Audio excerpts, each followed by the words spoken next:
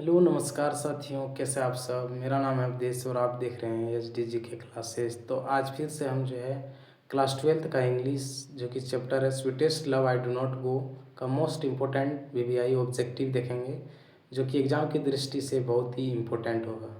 तो चलिए बिना देर किए हम वीडियो को शुरू करते हैं। तो कह रहा है कह रहा है who is the poet of the poem sweetest love I do not गो। कह रहा है कि sweetest love I do not गो जो पोयम है उसके जो है कवि कौन है, यानी लेखक कौन है। तो कह रहा है इसका राइट आंसर हो जाएगा ऑप्शन नंबर बी, यानी जॉन डॉन। तो जॉन डॉन जो है वो sweetest love I do not go के जो है वो कवि हैं, यानी लेखक हैं।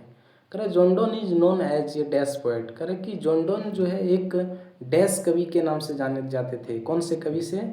तो वो मेटाफिजिकल कवि के नाम से भी जाने जाते थे जॉन डॉन। तो इसका राइट आंसर हो जाएगा ऑप्शन नंबर सी।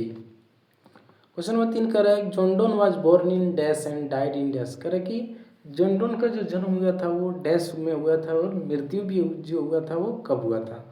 तो जॉन डॉन का जो जन्म हुआ था वो 1572 में हुआ था और इसकी जो मृत्यु हुआ था वो 1631 में हुआ था।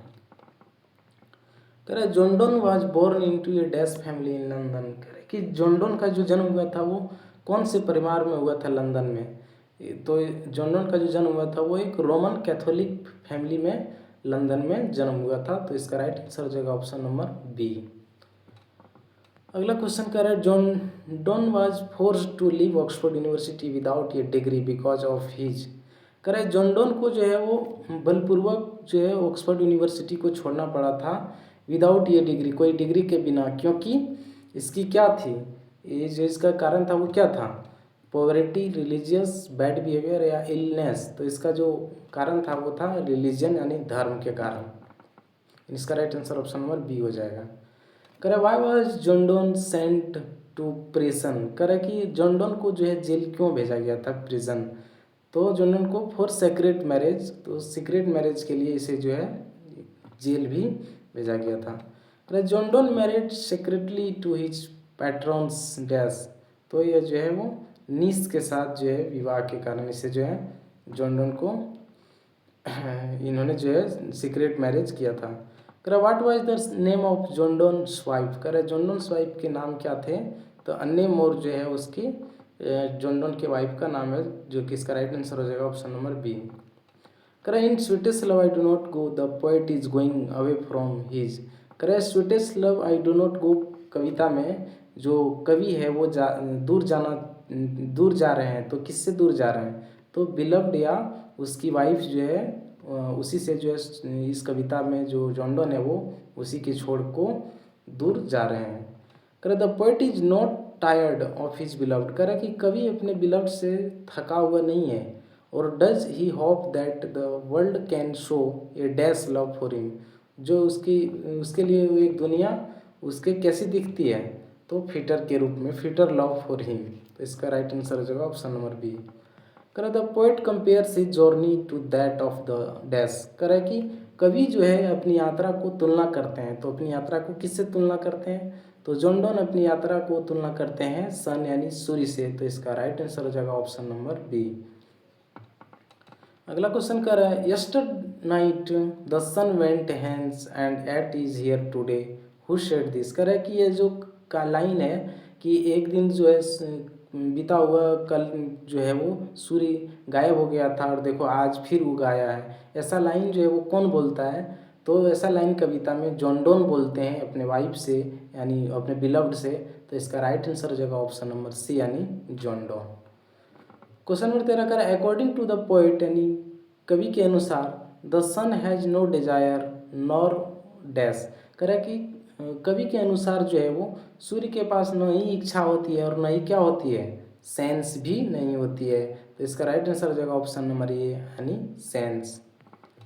The poet claims he will make speedier journey than the sun because he has more dash and wings. कह रहा है कि कवि कहते हैं कि वो अपने जर्नी को बहुत तेज़ी से करेगा, यानी बहुत तेज़ी से यात्रा करेगा सूर्य से भी अधिक स्पीड से, क्योंकि उसके पास डैश और विंग्स है। क्या है, उसके पास मोटिव्स एंड विंग्स है।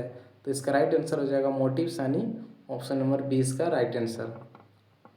करो how feeble is man's power, what does the word feeble mean here. कह रहा है कि आदमी के पावर जो होते हैं वो कितने कमज़ोर होते हैं। What does the world feeble mean here. तो इसका राइट आंसर हो जाएगा वीक, यानी जो है इसका मतलब जो होता है वो वीक होता है यानी कमज़ोर। ऑप्शन नंबर बी इसका राइट आंसर हो जाएगा। फीबल मतलब वीक यानी कमज़ोर। कह रहा man can not add another hour when good fortune falls nor can he dash lost hour. तो यह हो जाएगा रिकॉल, यानी इसका right answer option number B हो जाएगा। कह रहा व्हेन द बिलोव्ड साइट से साइट नॉट वाइंड बट साइट्स द पोइट्स डैश अवे। कह रहा है कि जब उसकी बिलोव्ड जो है साइट करती है यानी सिसकती है, रोती है, तब जो है वो उसकी जो कवि होते हैं उसके साइट को देख के क्या होता है, क्या उसकी चली जाती है, तो उसकी आत्मा यानी सोल जो होती है वो उड़े चल जाती है यानी उड़ जाती है। इसका राइट आंसर हो जाएगा ऑप्शन नंबर बी यानी सोल।